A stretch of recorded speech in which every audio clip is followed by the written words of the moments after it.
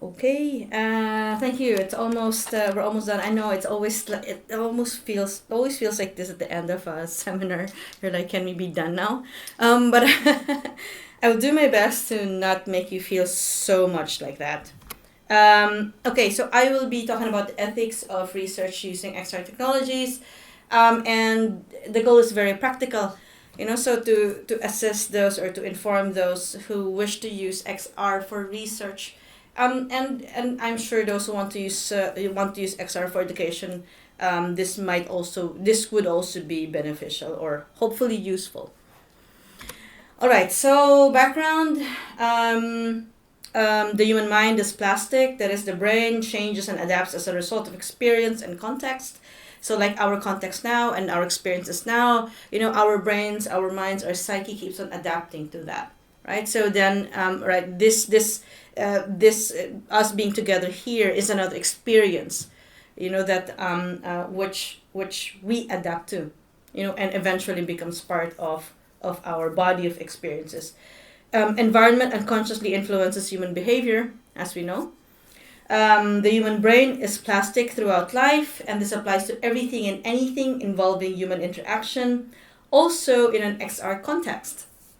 XR technologies may be more potent as they are immersive and intimate, blurring the lines between the physical and virtual worlds. So if the human minds adapt or change because of its environment, remember that VR, virtual reality, is also another environment, right? And it's an environment, like if I am immersed here now in this room, if I wear my headset, assuming that I'm not able to see the light at the side, then I become very much immersed in that environment, and that too becomes an environment for me, right? So a while ago we were discussing like how XR or VR is able to contribute to instilling empathy or bringing back empathy if it was lost.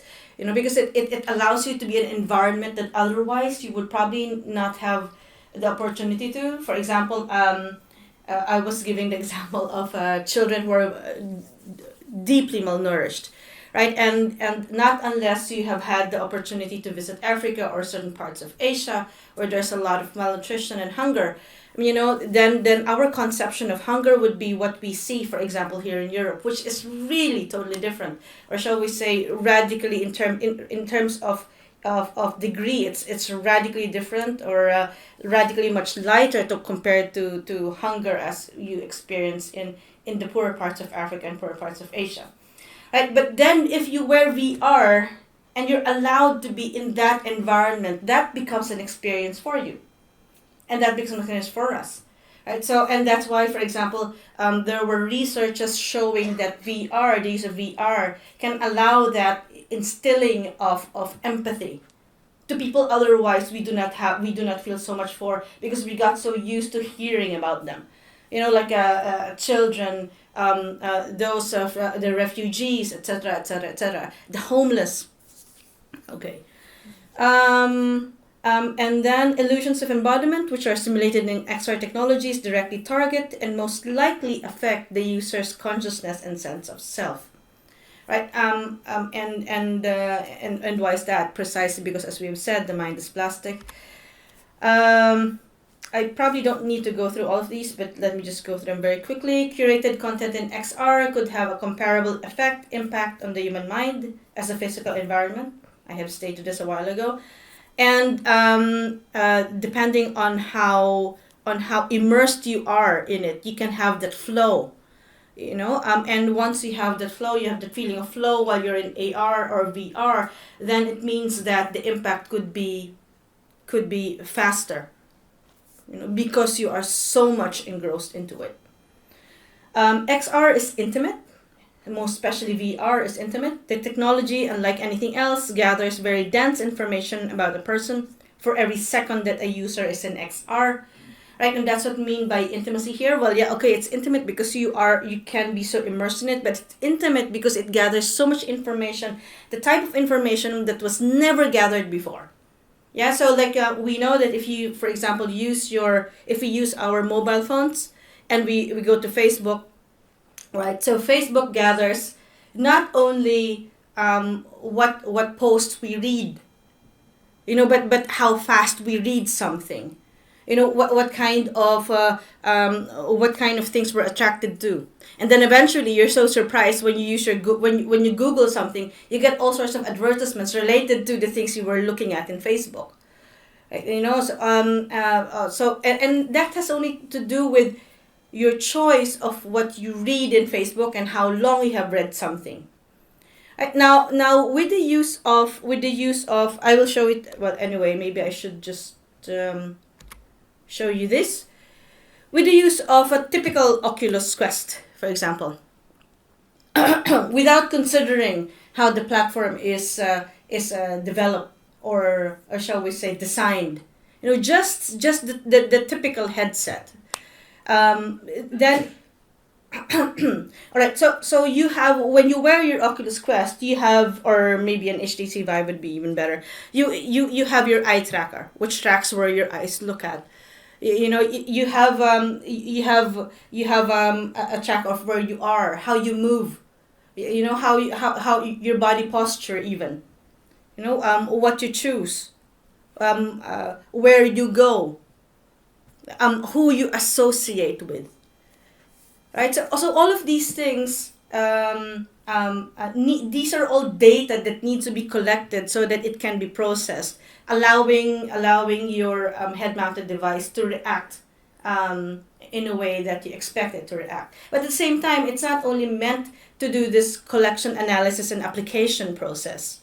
Right, so and now you can imagine that if you can multiply the number of gadgets that this person is wearing. Aside from your Oculus Quest, you can also wear a bodysuit. You can also be in a cat VR. And then you give much more information.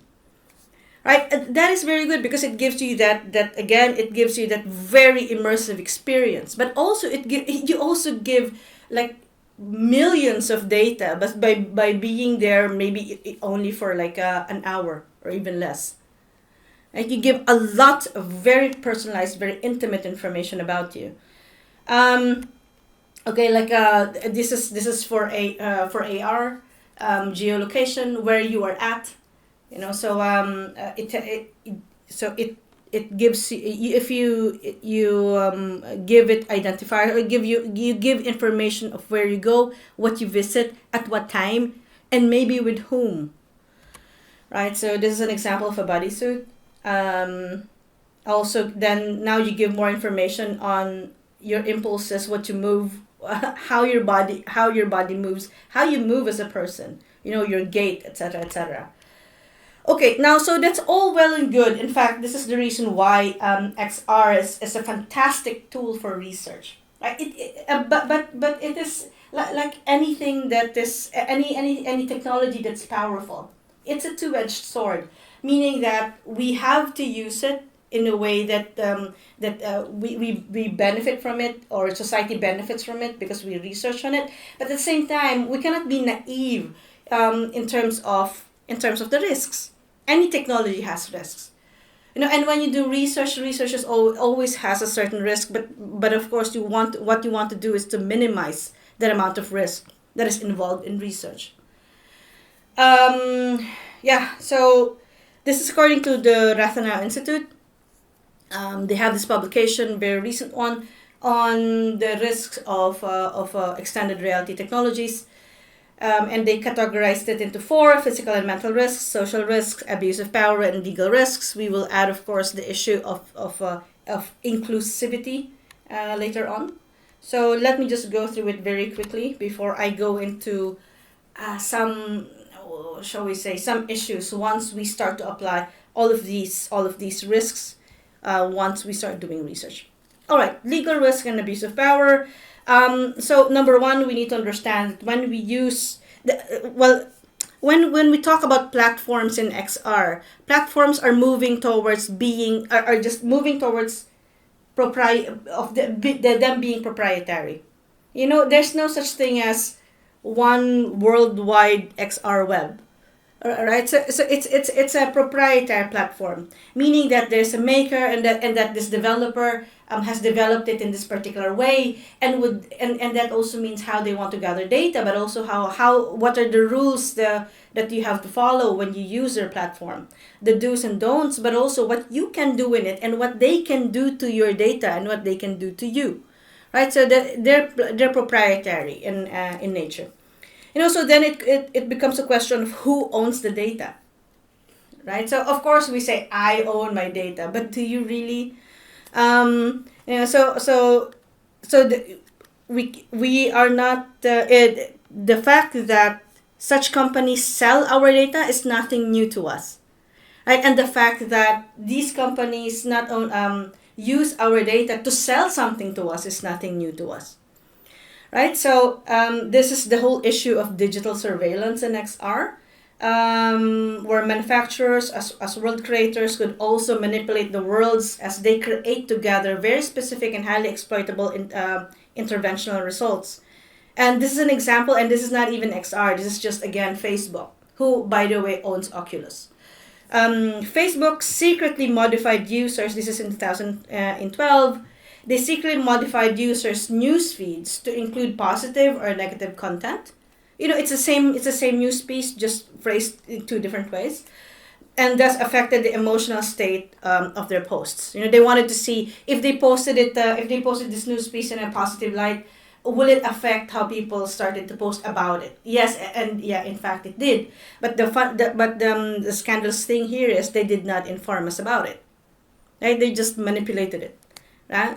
So this can also happen, and imagine if this happens in XR, right? Where not only is data intimate, not only do you provide so much intimate information, but where you can have what you call deep fakes, and you start having relationships with a non-existing avatar, which you think would probably be a person.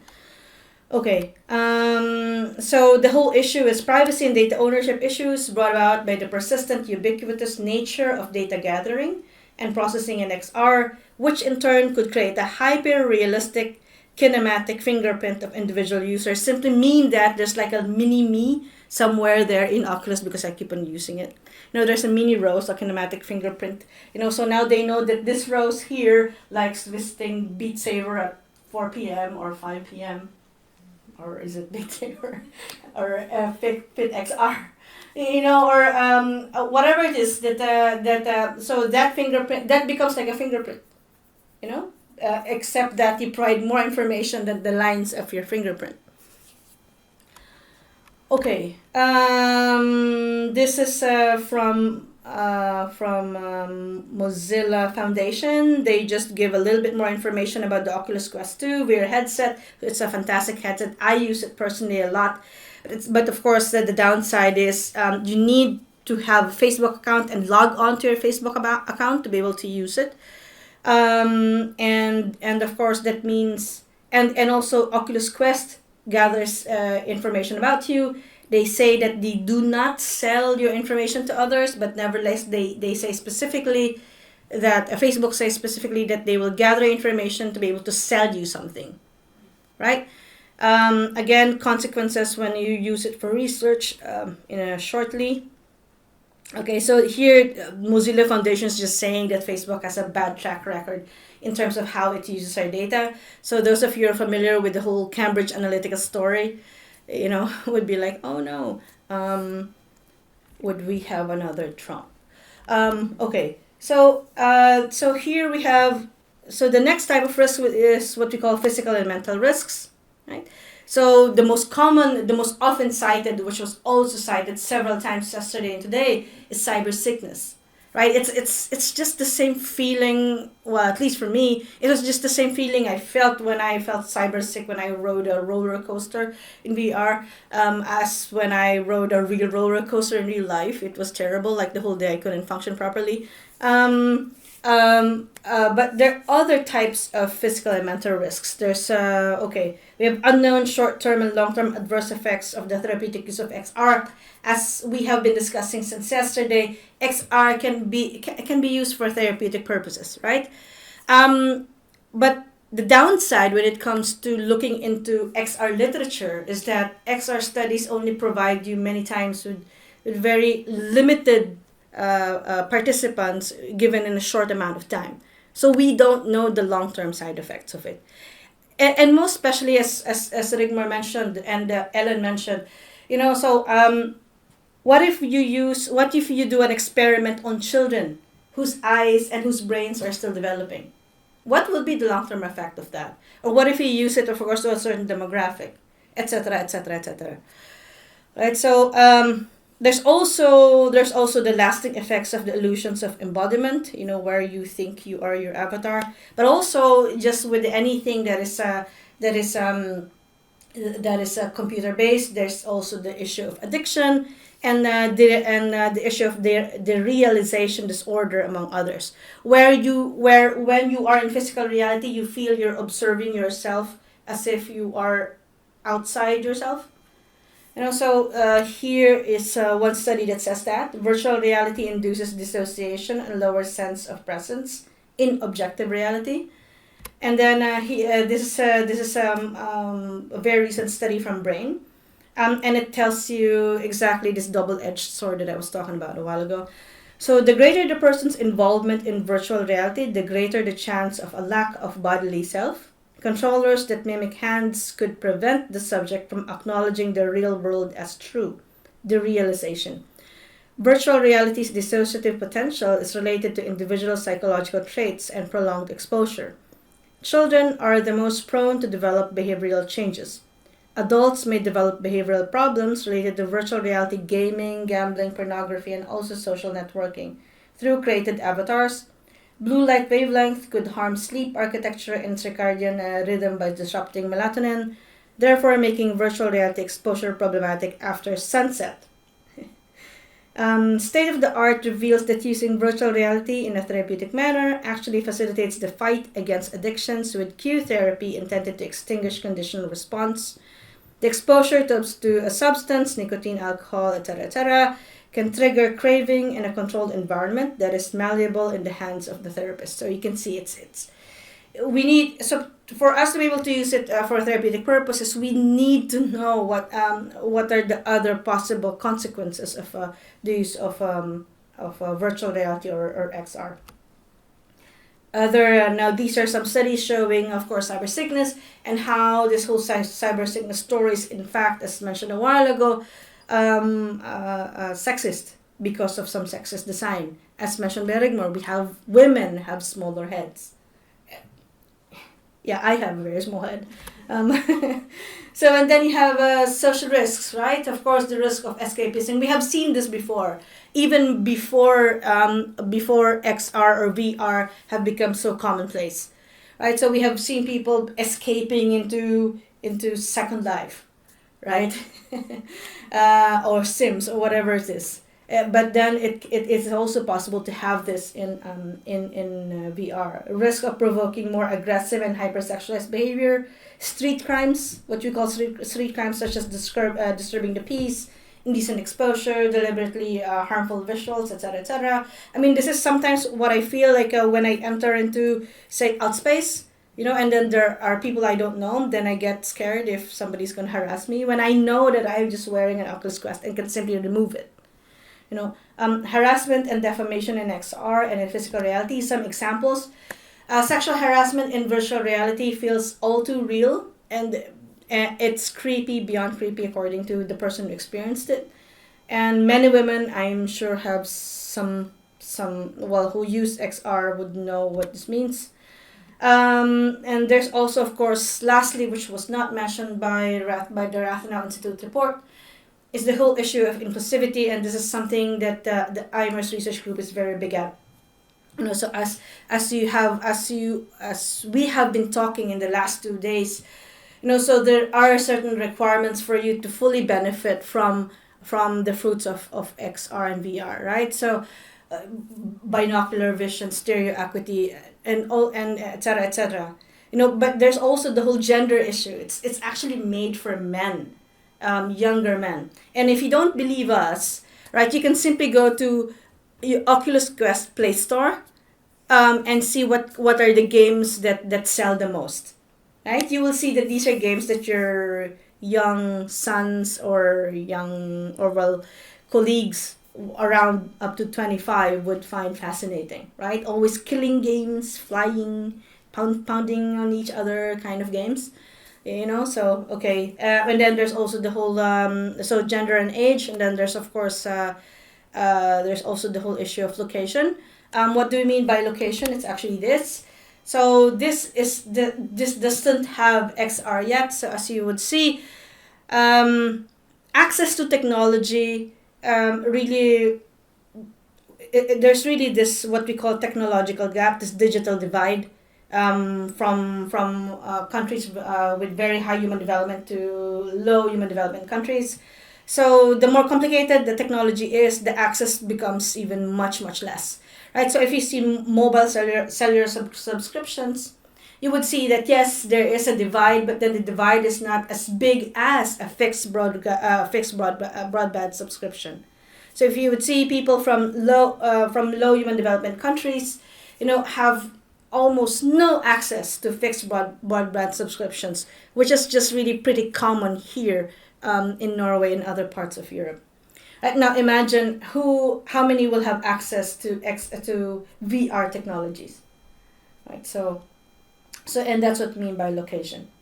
Okay, now given all of these issues, or shall we say risks and issues, now we go to the practical aspect of research ethics, and this is what I simply want to do today. So what is research ethics, but what is ethics first? And we all have our own definitions of ethics, because unlike other fields of study, ethics is something that we all do, except that some of us would want to read more about it. That would be like people like me and so we all know ethics, and we all do ethics, right? So ethics is a standard of right and wrong, of how human beings should act, right? And usually it's according to many different things. We say it's right or wrong because it's based on rights, or it's based on the responsibilities, or it's common good, or it's because it has the most utility, or because it allows you to live a virtuous life, etc., etc., etc. Okay, but basic is ethics it talks about right and wrong human actions or what human beings ought to do. Now, when we talk about research ethics, then that means right and wrong, or shall we say standards of right and wrong when doing research. Okay. So basic in research ethics would be these two premises. Research is necessary for societal progress, but at the same time, there's the need to safeguard the rights, safety, and well-being of human participants. You would see this literally in almost all ethical guidelines for research.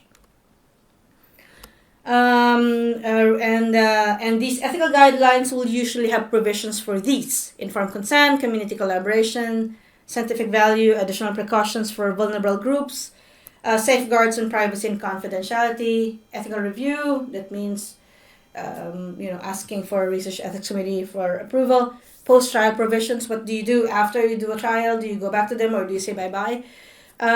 Just say bye-bye and don't care. And then risk-benefit assessment, that the risks are minimized and that risks should not outweigh the benefits. Now, applied to XR, if there are questions on these, we can talk about it. But my intention now is just to show you the list. Now, as I said, my goal is quite pragmatic, right? So as researchers, we would need, if you're doing health research, you will probably, there are times when you would have to ask for a REC approval. And sometimes NSD would be sufficient. Right. Imagine doing a research using XR and needing a REC approval. Right, so this is if you would see this list in red, these are the requirements of the REC, right? So you would see general information, project information, and method. Now, okay, let's just go through the areas with an arrow on them. So project information and method, right? So that means you think about designing, you think about the methodology of your study. Right, so this means at this stage when you're designing your study, when you're thinking about, oh, how am I going to do this? I want this kind of information. But how am I going to get that information using my VR head-mounted display? But remember that as we saw a while ago, for example, Oculus Quest has its privacy issues, right? And unless you buy the business version, and you log on to some non-existent Facebook account, you run the risk of providing too much personal information, right? So you need to ask the question, which gadget do I use? Do you buy a Pico Neo instead? Etc., etc. But also the content, because then you saw that the XR is a two-edged sword. It can have therapeutic effects, but it can also have other unintended side effects, right? So what kind of content? But how long do you want to expose your research participants to such a content? And are your research participants ready for it? Are you exposing children to something you don't know how it will affect them? Are you using it to, say, shall we say, a senior population who might not even understand what you're trying to do? So and there's this whole, and the whole issue of exclusion also comes in. If you're doing it, for example, if you're doing research on, it's nice to do a training using XR, but I want to experiment on that. But you also have to think, as we have been stressing here time and time again, not everyone has the capacity to benefit from XR, precisely because they do not have, their eyes just cannot handle it, right? And in such an, if you are doing such kind of research, you have to think, but have I excluded people that should have been included, right? So all right, and then of course the whole issue of duration and extent of XR exposure. This is very tricky because, as we said, most of the data we have are like always short term, very limited population. So we want to have a more long term data. But then again, are we up to how long would we be allowed to gather data without it being an ethical issue, right? Okay. And then there's the whole issue of, so that's also research data, study population, and consent. I will show you some aspects of the informed consent form template from the rec and from shortly, but then I also want to talk about the data gathering. Right, so how will data be gathered? What tools will you use? Will you just be using your head-mounted display, but will you also attach it to something that will track your heartbeat, for example?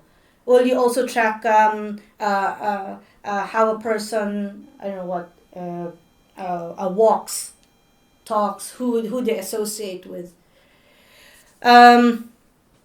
Also, the database. Right, so once you gather your data, where do you put that information? Yeah, of course, then we will say, well, yeah, I put it in TSD. But remember that depending on which head-mounted display you use, it may also be that you're not the only one gathering data. Right, so somebody else is making a kinematic fingerprint of your participant. Right, so and I think that's a very important consideration. So who will have access to data? And then typically, in a research, participants should have the right to eventually access their data. So they will have the right to access their personal data that you have gathered. But how about the data that is being gathered somewhere else? Will they have access to that? And if you can't, and if that becomes an issue, do you have ways to avoid it? Okay. All right, and then. So next would be balanced justification of risk and benefits. So in ethics and research ethics, there's what we call an equilibrium between benefits and risks. So if your research has much more risks than it has benefits, your research cannot be considered ethical, right? And an ethics committee will not give you any permits. Yeah, so basically your goal is to make sure that at least the risk and the benefits weigh balanced, or at least at an equilibrium, or better yet, if benefits outweigh your risks, right? So in XR, so what will be the foreseen risks given the nature of your study, given the study population, etc., etc. And what measures can you put to minimize such a risk? Maybe not using Oculus Quest, maybe using a Pico Neo, maybe using something else. I don't know. Okay, I have just very few slides. So I said that I want to talk about informed consent. So we are all familiar with informed consent procedures, that we need to gather informed consent. But remember that you could have XR naive participants. What do you mean by XR naive participants? Participants who've never used XR before and therefore will not understand at that moment that you're gathering informed consent on what the study truly is all about, and therefore cannot make intelligent decisions about it, right? So if your participants are XR naive, would it be sufficient that you just give them a nicely written informed consent sheet and read it out to them? Maybe you would have to do a little bit more than that, right? You probably need to bring a VR headset, and make them experience it, or at least introduce it to them. Otherwise, you're just being legalese about your informed consent procedure. All right. So, for example, here this comes from the informed consent template from the rec. So so the question is, how are you going to properly inform your XR naive participants about your research? And then foreseeable benefits and predictable risks. How to relate relevant XR risks with foreseen benefits to your research participants. Because if you just talk about, it has this risk, this, and that, and they're just going to zoom out and not understand you at all. Right? So the informed consent procedure, remember, is not only a legal requirement, it is a respect of another person. You want that person to make proper decision based on sufficient information provided by you.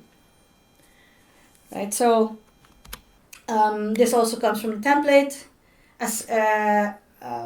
So when you write the informed consent form and when you do the whole informed consent process, aside from the research group, will the platform manufacturer also have access to the data? What will they do with it? And are there measures to further protect privacy and confidentiality? And then what will happen to your personal data at the end of the research? Ideally, as I mentioned a while ago, the research participants should have right to access that data. But which data will they really realistically have access to? And is there some other data being collected that they will not have access to at all? Okay, so these are just some of the things that I hope you would consider when you do research, and if you do research with XR. But otherwise, I'm done. Okay.